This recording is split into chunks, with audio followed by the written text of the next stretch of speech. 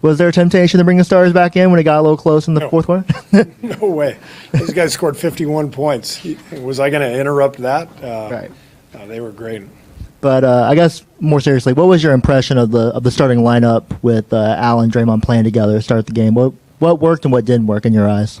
Well, I didn't think we were ready to play, so I don't know that we got a good enough look at that lineup to really know. I mean, it should fit with Al shooting and, got a lot of length and Moses on the ball, but, they took it to us right away and 39 points in the first quarter.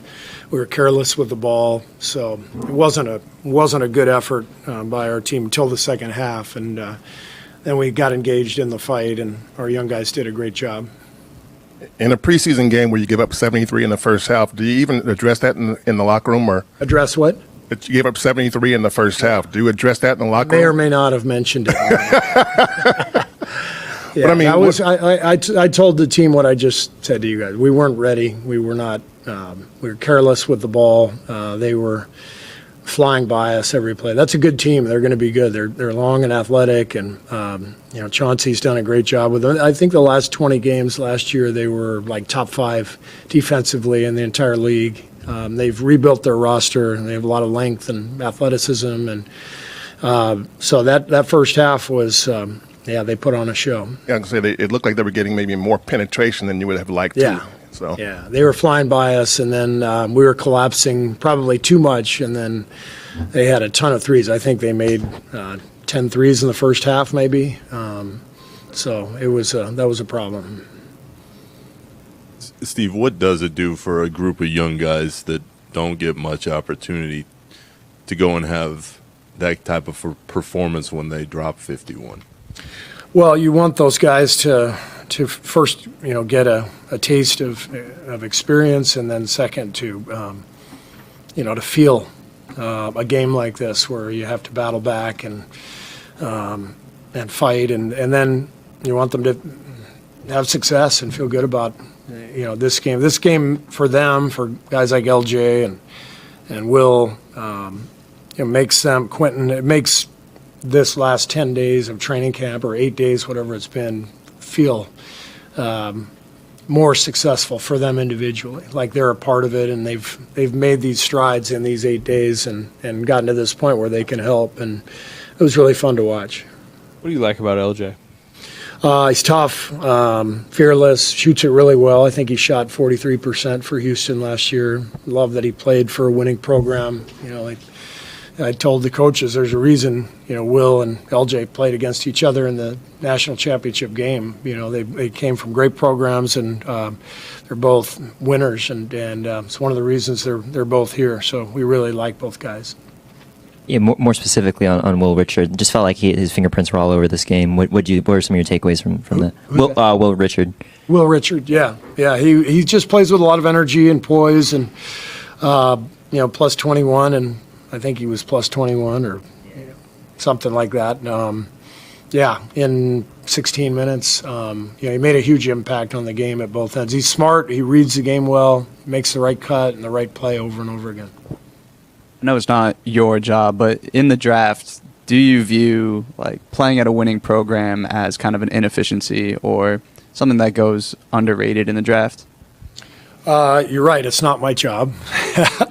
I personally like, guys who, played for someone like Kelvin Sampson, and you know that they've been taught, defense and grit, toughness, how to win, and I like guys who've played in big games. That matters, and so both those guys qualify. It seemed to be a pretty focused camp.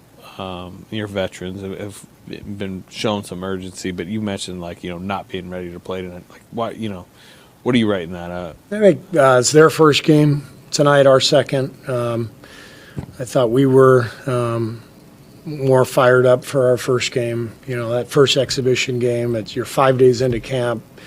You're literally just coming off summer, and you're back at it, and you're excited, and now the grind starts. And so I just didn't think we had as much energy and focus as they did, but not surprising. But it's a good tape to show. You can't turn it over 11 times, and a lot of them careless plays, lack of spacing, that sort of thing. So we'll show them the clips tomorrow and get back at it. How would you assess Pat's comfort at this point in the program, and why was it important to have him back this year? Pat's playing great. He's had a hell of a camp. He was a huge part of that comeback. He was the guy running high pick and roll with Quentin, finding him, getting him open, getting the ball moving. And I just love Pat's competitiveness, his fight, his work ethic. Every day in practice, he's ready to go, and he adds a lot to our locker room every day. Brandon Pajemski played point guard there, second part of the first quarter. I was wondering, how important is it for him to get reps at that position as the lead ball handler in preseason? Yeah, I mean, that's part of what he did last year. Even though he was a starter in the second half of the year, he would come back in for Steph and kind of handle the ball with Jimmy. And Brandon's a hell of an all-around player and can play either guard position. And it's going to be important for him to play with different units, because he tends to connect every unit that he's with. Did you get a look at all the combinations tonight that you wanted to see? Not quite. It's hard, only playing the vets 15 minutes or so. So we'll be able to do that, here in the next 10 days or so before the season begins. Quentin, what was the mindset in that fourth quarter? You guys are down 21. That group starts to play hard, and you started bottoming shots. Take us through it a little bit. Yeah, I think, the Blazers, they came out playing very aggressive, and, they played a really good game. We were down 20 in the fourth, and I thought that last group, we really picked it up defensively, putting some pressure on the ball, and knocking out some shots helps, and it's good to win the game, but definitely a lot to work on for us. So, kind of a weird game, but we'll take it. You guys got rolling there, Quentin, with that pick and pop, you and Pat Spencer. How good does it feel when you find a play like that? You can just run over and over and over again and try to expose people out there. Yeah, it's a nice play when you're making shots, so I'll say that. Yeah. When you see Will Richard and an L.J. Cryer and other young guys start to kick in, the momentum, it doesn't, preseason doesn't count for anything other than your competitive DNA was on display. That's a good thing down the road. Yeah, no, I think for them, especially for them, like, this is their second game in the NBA right now, and this is the first time they really got some. I felt like they kind of got in their own. They played a really good game. They played huge minutes in the fourth, and we're not winning that game without them. How are you feeling defensively? Because you guys kind of turned the game around on defense as well as the offense. You got a lot of deflections of your own there. So how are you feeling defensively, individually, and as a team right now? In the fourth, I thought we played well, but in the first three quarters, they definitely put a lot of pressure on us. So we definitely have some work to do. How much are you learning from Al Horford, having another 7-foot guy that can shoot like you? Because Al's done it for 19 years, and this is year 2 for you. How's that working out? Al's the best. He's a pro's pro, brings it every day, and it's been great to learn from him. A real vet and great player, great dude.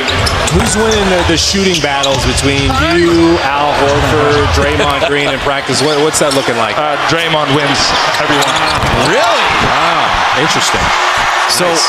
QP, what did you work on in the offseason that you're taking into season number 2? Because very quietly, you led the Warriors in three-point percentage at 40%. Yeah, just trying to improve in some of these other areas, inside game, defensively, but don't let up on the shooting. That's kind of what brought me here. So I've definitely been shooting a lot of shots, and just keep that in my game. Great game tonight. Thanks for stopping. We appreciate it. 15 in the fourth quarter. Warriors come from 21 down to win it. Quentin Post, nice job. Thanks so much. Thank you, guys. Kuminga's comments and Steve Kerr's response hint at ongoing tension. Will he keep fighting for minutes? The standoff between Jonathan Kuminga and the Golden State Warriors quietly lingered throughout the entire offseason. Now, even after the dust has settled, signs of tension remain, and his fight for consistent minutes may be far from over. Kuminga, the former number 7 overall pick, reportedly turned down multiple offers from the Warriors before finally agreeing to a 2-year, $48.5 million contract just ahead of the 2025-26 NBA season. The deal, which includes a team option, a term his camp strongly opposed, raised eyebrows across the league. The fact that the Warriors got that clause in the contract suggests the team held the leverage. And while both sides eventually reached an agreement, it's hard to ignore the friction that simmered behind the scenes, especially when listening to head coach Steve Kerr's carefully chosen words. Steve Kerr's honest take on the Kuminga saga. Kerr, whose influence carries significant weight in Golden State, was at the center of the months-long dispute. Some insiders even criticized his role, suggesting that Kuminga's lack of a clearly defined role under Kerr may have contributed to the standoff in the first place. But when asked directly about how he viewed the contract saga now that it's over, Kerr struck a diplomatic tone. "This is the business we're in. I've never held it against any player for trying to secure the best deal they can," Kerr told The Athletic's Anthony Slater. "As a coach, and as someone who played in this league, part of my job is to help players grow into the best version of themselves. Put them in a position to succeed. Help them sign good contracts. These careers don't last forever." While his words were measured, Kerr's neutral stance is telling, especially considering how much the stalled negotiations limited the Warriors' flexibility this offseason. The team was unable to make other key moves while the Kuminga situation remained unresolved. Kerr added, "We've dealt with much bigger contracts than this. I don't think it's a big deal. These things happen in sports. Contract disagreements are part of the landscape. Still, it's hard to ignore the subtext. This wasn't just a negotiation. It was a statement. And now that it's done, the real question is, where does Kuminga go from here? Kuminga's future, still uncertain? Despite signing the extension, there are still whispers that Kuminga, now 22, may not see his long-term future in Golden State. The inclusion of a team option speaks volumes. The Warriors maintain control over his fate, while he's left needing to prove himself all over again. For Kuminga to shift the narrative, two things need to happen. He must solidify his place in the rotation. Despite flashes of brilliance and elite athleticism, Kuminga has yet to earn consistent, reliable minutes under Kerr. Whether that's due to defensive lapses, inconsistency, or lack of trust from the coaching staff, it remains a barrier. He has to produce, and produce now. With veterans like Stephen Curry and Draymond Green still at the core, the Warriors aren't in rebuilding mode. Every minute matters, and Kuminga needs to show that he can impact winning, not just with highlight plays, but with smart, disciplined basketball. The upside is clear. Kuminga has shown he can guard multiple positions, finish in traffic, and create mismatches. But until he puts it all together, and earns the full confidence of his coach, he'll remain in a precarious position. More than just business. Ultimately, this situation reflects something deeper than contract logistics. It's about identity and direction, both for Kuminga and for a Warriors team that's trying to walk the line between contending now and preparing for the future. Kuminga's talent isn't in question, but his fit in Kerr's system, and the organization's long-term plans, still are. The contract may be signed. The summer may be behind them. But the real story? It's still unfolding, and Kuminga's next steps will determine whether this chapter ends with a breakout or a breakup. Trust still in question? Behind the scenes, league sources suggest that while the Warriors are publicly downplaying the contract dispute, trust between Kuminga and the organization hasn't fully recovered.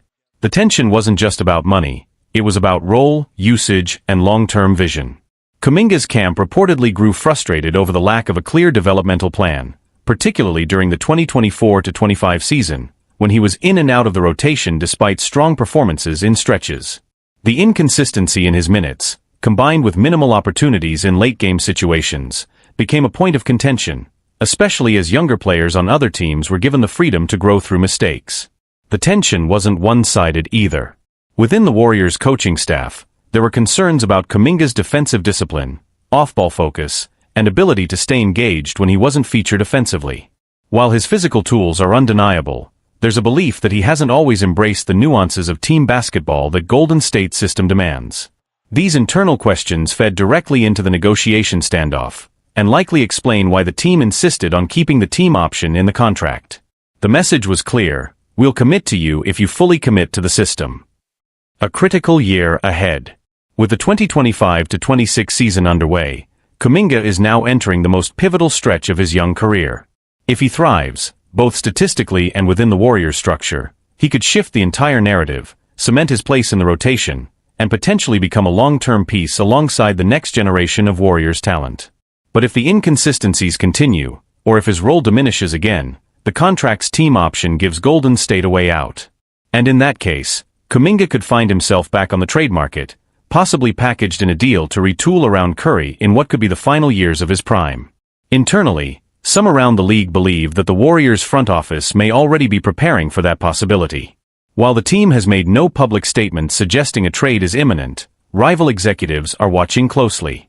If Kuminga's minutes shrink again or if tensions resurface, expect trade speculation to accelerate, especially if Golden State hovers around the middle of the Western Conference standings. The bigger picture for Golden State.